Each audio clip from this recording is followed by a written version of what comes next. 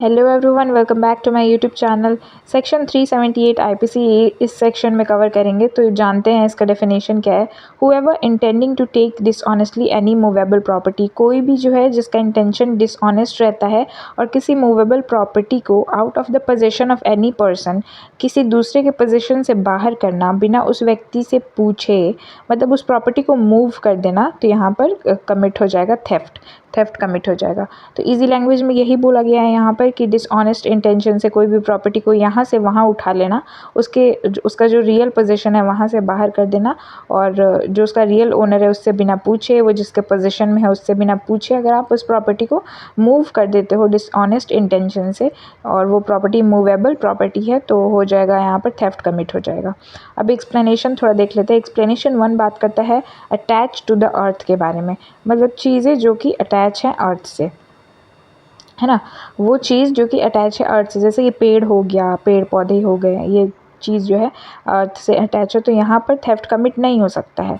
Explanation 2 में दे रखा है कि अगर सेवरेंस में be a theft, severance theft हो सकता है। जैसे कि पेड़ जो है ज़मीन से अटैच है जब तक, तब तक तो थेफ्ट होने की संभावना नहीं है, लेकिन जैसे ही कोई व्यक्ति आता है उस पेड़ को काट देता है और वो पेड़ जो है दूसरे की प्रॉपर्टी पे गिर जाती है, तो वहाँ पर शुरू हो जाता है थेफ्ट, वहाँ पर हो जाता है थेफ्ट, क्योंकि वो जो प्रॉपर्टी है वो अब मूवेबल प्रॉपर्टी हो गई है, और जो पोजीशन है उस रियल ओनर का, उसके पोजीशन से बाहर वो पेड़ कट के गिर गया है किसी और के प्रॉपर्टी में, और बिना रियल ओनर से पूछे ये सारी चीज़ें हो रही हैं।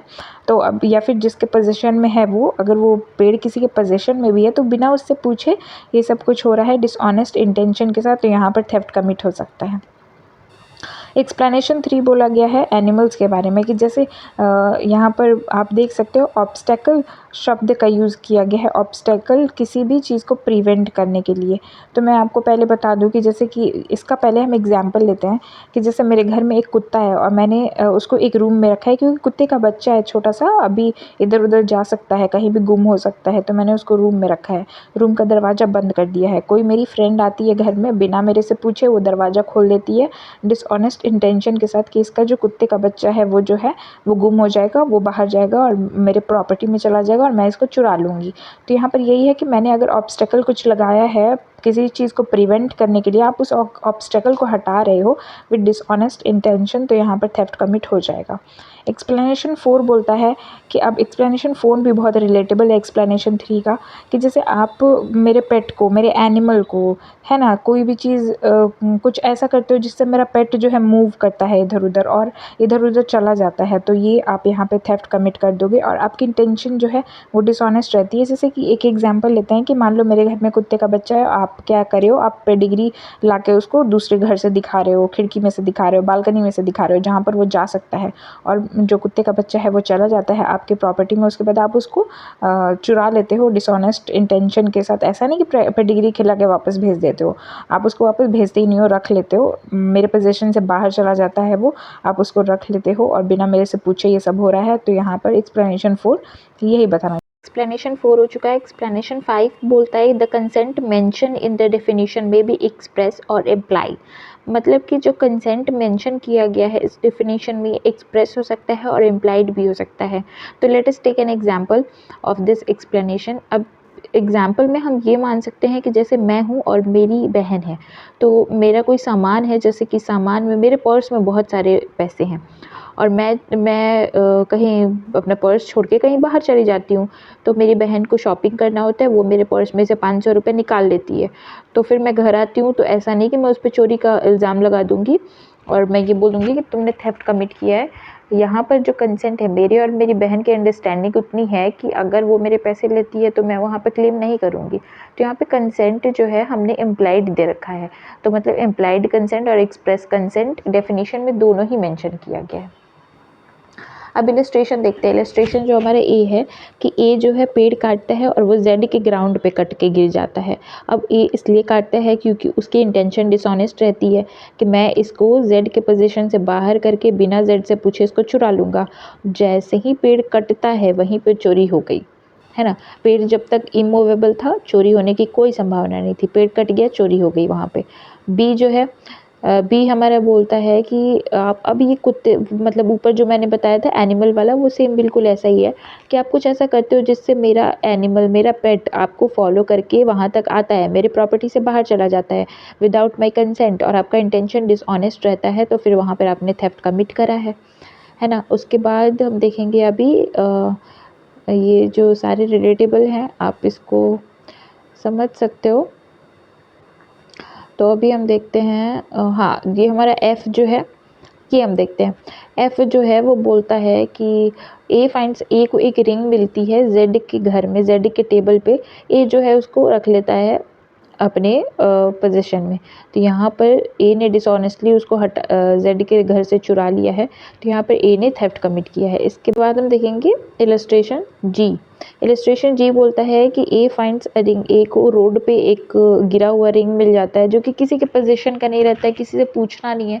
तो यहाँ पर हो सकता है कि अगर वो अपने ये जो है अपने पॉकेट में रख सकता है वो रिंग, और रखने के बाद लेकिन यहाँ पे हम ये नहीं कहेंगे कि उसने चोरी किया है, यहाँ पर हम ये कहेंगे कि उसने criminal miss appropriation of property की है, ठीक है, कमिट किया है। यहाँ पर चोरी का कोई बात ही नहीं है क्योंकि डिसऑनेस्ट इंटेंशन यहाँ पे तो तब दिखाएंगे ना जब वो प्रॉपर्टी किसी की होगी और उसके बाद उसके पोजीशन से हटाएंगे तब तो चोरी मानी जाएगी। यहाँ पर ऐसा कुछ भी नहीं है, तो यहाँ पर क्रिमिनल मिसअप्रोप्रिएशन ऑफ प्रॉपर्टी है। इस सेक्शन को, ये जो हमारा क्रिमिनल मिसअप्रोप्रिएशन ऑफ प्रॉपर्टी है, इसको हम आगे कवर करेंगे दूसरे वीडियो में।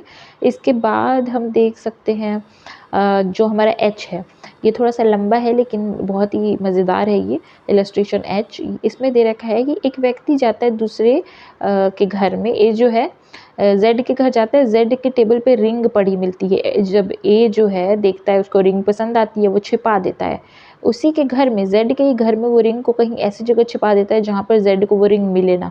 फिर बहुत देर बाद आता है, उस रिंग को उठा के लेके चला जाता है अपने घर। तो क्या मतलब पोजेशन तो उसने चेंज किया ही नहीं है ना। जेड के घर में रिंग तब भी थी, जेड के घर में रिंग बहुत देर बाद भी थी।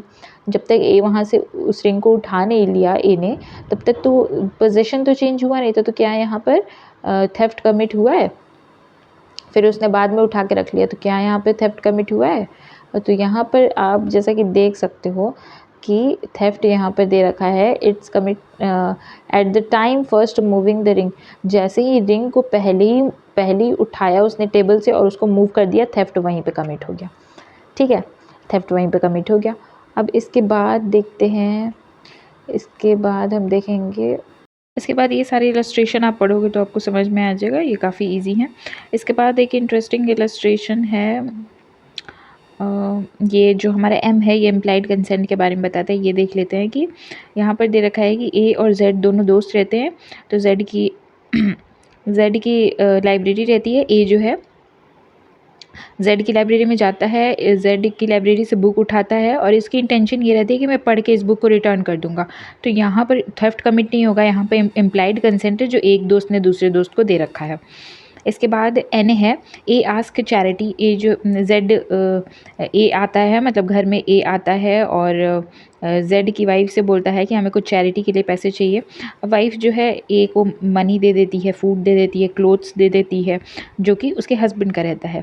लेकिन यहाँ क्योंकि उसने दान दिया है ना, चैरिटी को दिया है उसने, तो यहाँ पर उसने थेफ्ट कमिट नहीं किया है, डिसऑनेस्ट इंटेंशन के साथ यहाँ पे कुछ भी नहीं हुआ है। तो यहाँ पर मतलब थेफ्ट कमिट नहीं किया गया, यहाँ पर इम्प्लाइड कंसेंट है। उसके बाद हम ओ देखेंगे कि जो A is the paramour of J's wife, J की जो पत्नी रहती है उसका लवर रहता है ए। तो क्या होता है कि उसका जो लवर रहता है, तो पत्नी क्या है, अपनी वैल्यूएबल प्रॉपर्टी जो कि पत्नी का खुद का नहीं है, पत्नी के हस्बैंड का है, वो उठाती है अपने हस्बैंड की प्रॉपर्टी और अपने लवर को दे देती है। तो यहाँ पर लवर जो ले रहा है वो डिसऑनेस्टली उसको रख रहा है, तो यहाँ पर वो थेफ्ट कमिट कर रहा है। उसके बाद हम देख लेते हैं P, A in good faith believing, A जो है गुड फेथ में उसको लगता है कि जेड की प्रॉपर्टी उसकी एक ही खुद की प्रॉपर्टी है, मतलब वो लोग रिश्तेदार होंगे या फिर कुछ अच्छी बॉन्डिंग होगी जिसके वजह से उसको लगता है कि ये मेरी खुद की प्रॉपर्टी है। तो वो क्या करता है, बी के पोजीशन से उस प्रॉपर्टी को वापस ले लेता है। अब ए डज नॉट टेक डिसऑनेस्टली, ए जो है, ए ने डिसऑनेस्टली कुछ भी नहीं किया, उसको लगता है कि वो प्रॉपर्टी जेड की ही है और जेड की प्रॉपर्टी मेरी प्रॉपर्टी है, वो ले लेता है डिसऑनेस्टली, यहाँ पे थेफ्ट कमिट नहीं होगा। इसके बाद ये हमारा थेफ्ट कंप्लीट हो गया है।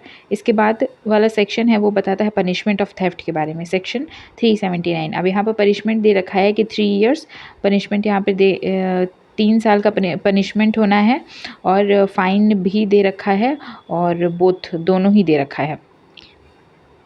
इसके बाद सेक्शन 380 देखते हैं कि थेफ्ट इन ड्वेलिंग हाउस। ड्वेलिंग हाउस का मतलब होता है कि जहाँ पर हम लोग रहते हैं, जहाँ पर मनुष्य रहते हैं, जहाँ पर मनुष्य का रहना लगा ही हुआ है। हुएवर कमिट्स थेफ्ट, कोई भी कमिट करता है थेफ्ट कमिट करता है बिल्डिंग में, टेंट में या फिर किसी जहाज़ में, ऐसी जगह पे जहाँ पे इंसान रह रहे हैं, जहाँ पे इंसान रहते हैं, वहाँ पर अगर थेफ्ट कमिट करता है या फिर प्रॉपर्टी किसी की कस्टडी में है वहाँ पर भी अगर कोई थेफ्ट कमिट करता है तो उसकी सज़ा 7 साल होगी यहाँ पे, और shall also liable to fine, है ना, फ़ाइन के भी लाइबल होगा वो। यहाँ पर 7 साल इसकी सज़ा क्यों दे रखी है और पिछले सेक्शन 379 में 3 साल क्यों दे रखा था थेफ्ट का? क्योंकि यहाँ पे घर में घुस के चोरी की जा रही है, तो ये ज़्यादा ही भयानक है। उसके बाद देखेंगे सेक्शन 381। सेक्शन 381 बोलता है, इसके बाद का सेक्शन हमारा जो है सेक्शन 381 बोलता है थेफ्ट बाय क्लर्क और सर्वेंट, है ना।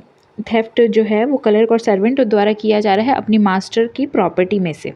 अपने मास्टर जो उसके मास्टर के पोजीशन में चीज़ें हैं उनको चोरी किया जा रहा है क्लर्क द्वारा और सर्वेंट द्वारा। अब हुएवर बीइंग अ क्लर्क, कोई भी क्लर्क है या फिर कोई नौकर चाकर है, कुछ भी है जो मतलब मालिक के घर में रह रहा है या फिर मालिक के घर में काम कर रहा है और बीइंग एम्प्लॉयड, उसको पैसे मिल रहे हैं वो काम करने के, वो एम्प्लॉय है वहाँ का, अगर वो अपने मास्टर के पोजीशन में चीज़ें जो हैं उसको चुराता है तो यहाँ पर पनिशमेंट दे रखा है 7 साल और उसको फ़ाइन भी होगा।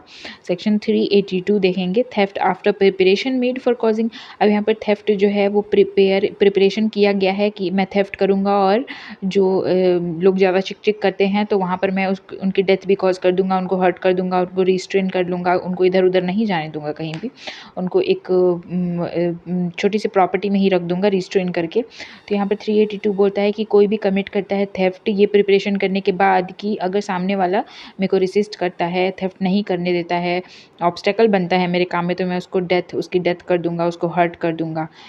हर्ट जो हमारा HURT, ये जो हमारा हर्ट दे रखा है टर्म, ये सेक्शन 319 का है IPC में।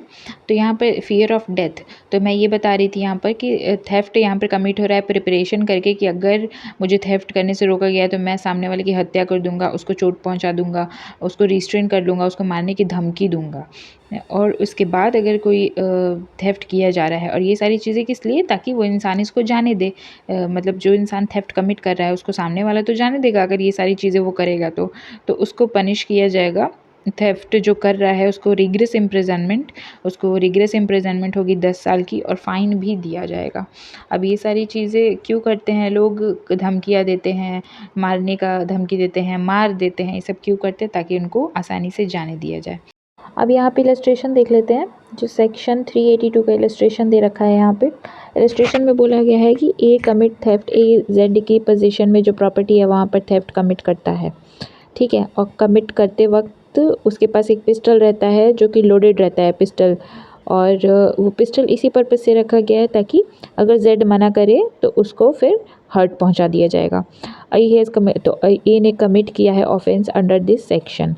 अब सेकेंड जो इलस्ट्रेशन है, ए जो है Z की पॉकेट मारता है और अपने बहुत सारे लोगों को, मतलब उसके जो बहुत सारे लोग हैं उनको खड़ा किए रहता है कि अगर मैं ऑर्डर दूंगा तो फिर Z को रिस्ट्रेन कर लेना, मतलब if J should perceive what is passing and should resist. अब जो भी हो रहा है अगर उसको Z रोकेगा तो फिर Z को रिस्ट्रेन कर लेना ताकि मैं चोरी कर लूँ और मैं आराम से भाग जाऊँ। तो A has committed under this section, क्योंकि रिस्ट्रेन की बात हो रही है तो उसने under this section offence commit किया है।